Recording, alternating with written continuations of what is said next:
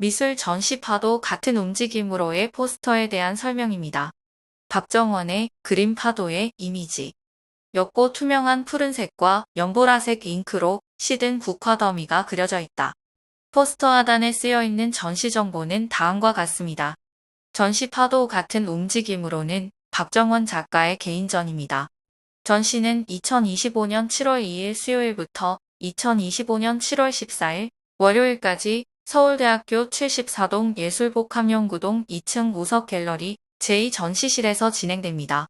전시 기간 동안 휴일 없이 오전 11시부터 6시까지 열려 있습니다. 전시 서문. 2024년 봄이었다. 홈리스야학 교실에서 학생 K님의 추도식이 열렸다. K님은 동자동 쪽방촌에 붙어있던 포스터를 보고 2023년 봄학기에 우연히 야학에 오게 되어 이곳에서 글쓰기 수업을 들었다. 수업 때 쓰셨던 글이 테이블 위에 수북하게 쌓여 있었다. 예쁘고 정갈한 글씨체를 가지고 계신 분이었다. 관계의 공간이었나, 공간은 관계다였나, K님이 야학을 두고 썼던 관계라는 단어를 계속 되뇌었다. 추도식은 졸업 없는 학교의 졸업식이었다. 추도사를 하셨던 H님의 말에 따르면 K님은 길을 걸으며 봄이 되면 이팝나무를, 여름이 되면 장미를 보셨다 하시고 광화문 쪽 작은 땅에 메리골드를 심기도 하셨다고 했다. 그 말을 들으며 고단한 삶에도 내일을 꿈꾸는 사람들은 꽃을 심고 화분을 가꾼다는 걸 알았다. 야학교실 앞 화단이 매 계절마다 색을 바꾸는 것처럼 H님은 봄에 이팝나무가 필 때, 여름에 장미가 만개할 때, 길가에 심어진 메리골드를 볼 때 당신이 생각날 것 같다고 하셨다. 돌아올 수밖에 없는 계절마다 꽃을 보며 시간과 부재를 체감하며 떠난 이를 떠올리는 일은 얼마나 가슴 아픈 일인지. 그럼에도 남은 이들의 삶 동안 계속해서 그를 떠올릴 수 있는 계절이 돌아올 거라는 건 얼마나 위안이 되는 일인지 생각했다. 야속하게도 돌아오는 계절은 계속해서 또 다른 이별로 숨가쁘게 채워졌다. 2024년 여름에는 화성 아리셀 공장에서 화재 참사가 일어났다. 23명의 사망자 중 대부분이 이주 노동자였다. 이제는 정말로 중대재해처벌법의 적용을 받아야 했기에 사람들은 아리셀 화재 참사를 아리셀 중대재해 참사로 고쳐 부르곤 했다. 겨울의 초입에는 계엄 사태를 맞이했다. 정신없이 흘러가는 광장의 열기 속에서 많은 것이 달라진 한편 많은 것은 그대로였다. 세종 호텔 해고 노동자들은 추운 날씨 속에서 고공농성을 시작했다. 계엄 이전에 이미 고공농성 1년을 넘긴 한국옵티칼도 있었다. 안전하게 존중받으며 부당 해고 없이 일할 권리를 외치는 사업장들이 있는 한편 노동안전보건 소식 텔레그램 채널에는 매일같이 노동자가 사망했다는 속보가 떴다. 건설 현장에서 안전모 없이 일하던 위험 물질에 노출되어 반도체를 만들던 대기업 공장에서 빵을 만들던 화력발전소에서 일하던 이주 아동 출신이기에 국가가 지정한 인구 소멸 지역에서 일하던 사람들이 죽었다. 또한 사람들은 집이 없어서 국적이 없어서 국가가 인정하지 않은 노동을 해서 빈곤으로 사채빚을 져서 축제에 갔다가 안전관리가 부재해서 정체성으로 고용차별을 당해서 일터에서 단속과 성폭력을 당해서 죽기도 했다.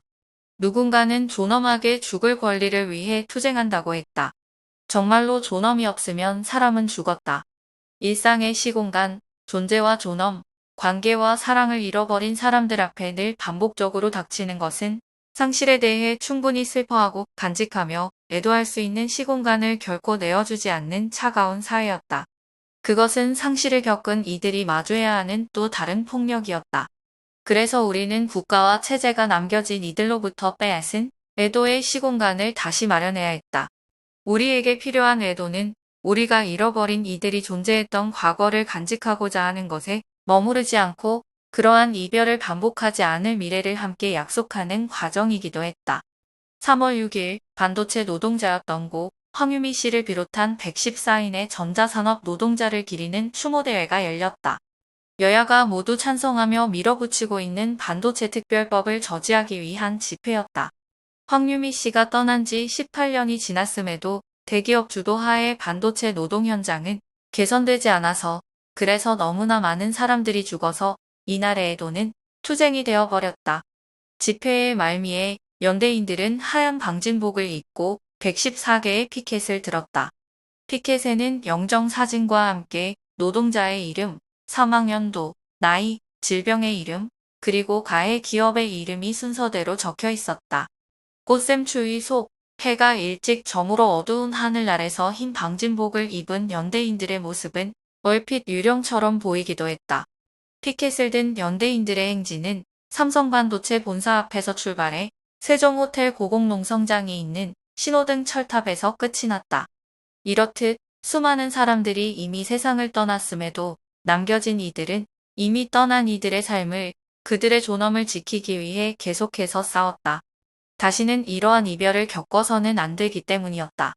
이곳이 누군가를 속수무책으로 죽게 내버려두는 세계여서는 더 이상 안 되기 때문이었다. 우리는 우리가 잃어버린 사람들과 다시 만날 수 있는 방법을 도저히 알 수 없었지만 어쩌면 그러한 투쟁이야말로 잃어버린 이들에게 가장 가까이 다가갈 수 있는 방법일지도 몰랐다. 이 세계와 세계의 바깥을 나누는 그 잔인한 경계에 다가서는 영영 손을 다시 잡을 수 없더라도 있는 힘껏 그들을 향해 손을 뻗는 일, 그리고 그들이 누려야 했던 온전한 내일에 대해 상상하는 일, 결국 이 모든 일에도 불구하고 남겨진 존재들이 해야 할 일은 지긋지긋한 상실의 영원함에 대항할 수 있는 연속된 움직임으로 싸우는 것이었다. 그런 움직임들이 모이고 모여 파도를 만들고 바다를 만들리라. 바다는 그 거대하고 막막한 감각을 지니고서 누군가를 위로할 것이다. 어느 시기 이후에는 늘 애도하는 그림을 그리고 싶었다. 그러나 이런 세상에서 애도라는 행위가 과연 가능할까? 우리는 언제, 어떻게 애도를 해야 할까? 이미 떠나버린 삶 앞에서, 상실되어 버린 일상 앞에서, 영원함이라는 거대하고 끝없는 벽 앞에서 우리는 어떻게 대항해야 할까?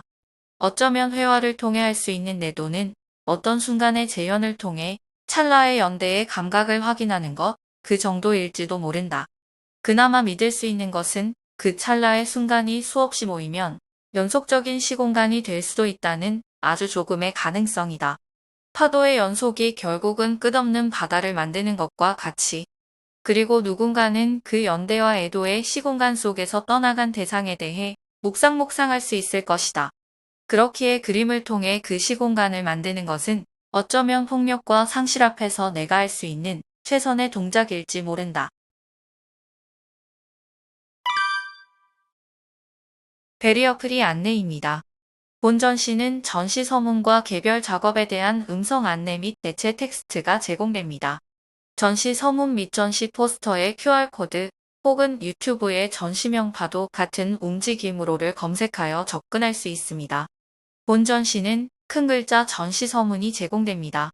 본 전시장은 엘리베이터가 있는 건물의 2층에 위치해 있으며 휠체어를 통해 접근할 수 있습니다. 본 전시장이 있는 건물 1층에 휠체어가 접근할 수 있는 남녀 구분 화장실이 있습니다. 도움이 필요한 경우 전시장 지킴이에게 문의 바랍니다.